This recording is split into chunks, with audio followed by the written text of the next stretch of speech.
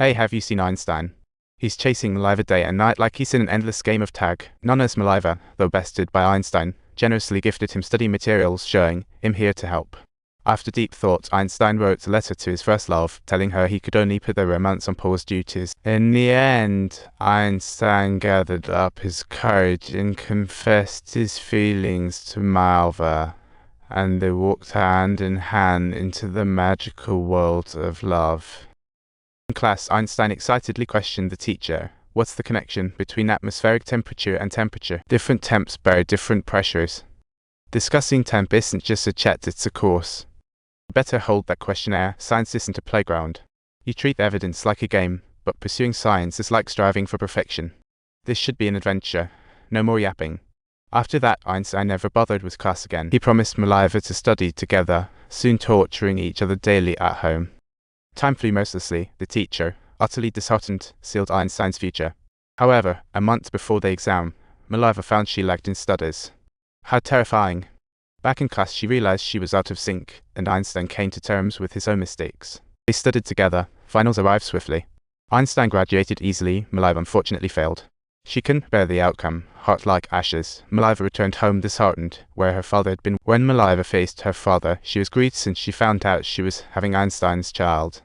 What a twist! Do you know how the world's very first X-ray was discovered?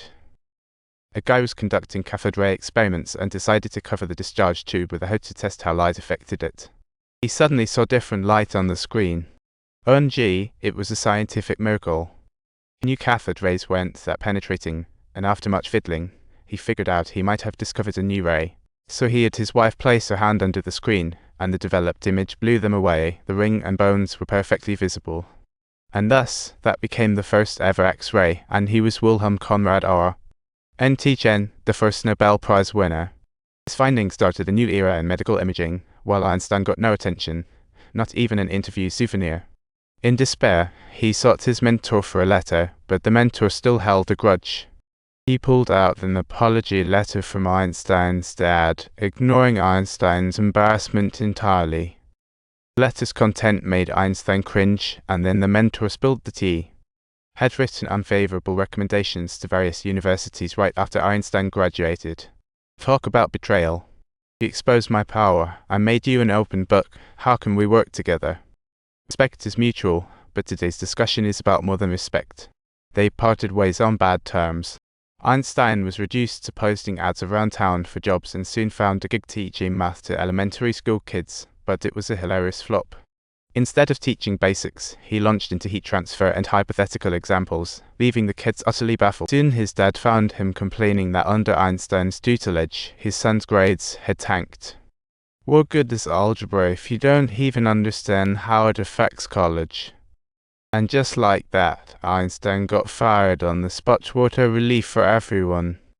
At this time, his fiancée Mileva gave birth to a girl. News arrived. Einstein was preparing to visit. But suddenly his sister showed up with bad news, and his heart sank. Finding out Einstein's dad had passed, he could only hurry back home. By this point, his father no longer opposed him, but rather encouraged him to chase his dreams. But Einstein had long lost his zest for science, and this double whammy hit hard. After a final conversation after his father's passing, despair took over. Subtitles, and then, one misfortune after another occurred. His newborn daughter tragically died during the baptism ceremony in the church.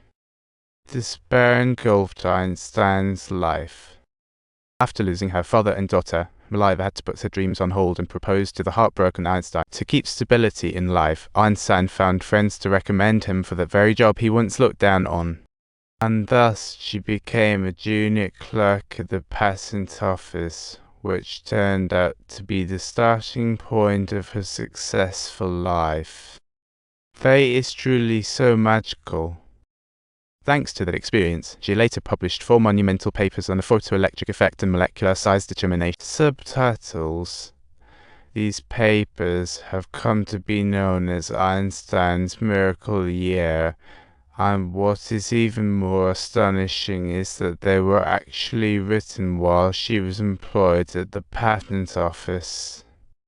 That March, she approached a professor in Krakow with a paper trying to explain the dual nature of light using Planck's constant. But the professor thought she was joking, so she had no choice but to head home. She knew her ideas were sound, but couldn't convince those arrogant academicians. Her wife comforted her, saying, "Forget about that Krakow professor. Just publish and grab the attention of the important scientists." But Einstein insisted he was too busy to research. Thus, the couple toiled all night in the lab. They finally finished their first paper, The Story of the Photon, but after submission, they received zilch. The father of quantum mechanics, Planck, read the paper and thought nothing of it. It wouldn't stir the academic scene until it won the Nobel Prize in 1921. But Einstein's miraculous journey was just beginning as the couple dived back into research. Tired, she made coffee to refresh, adding sugar cause bubbles inspiration hit. She needed more time to conduct research to prove the existence of molecules.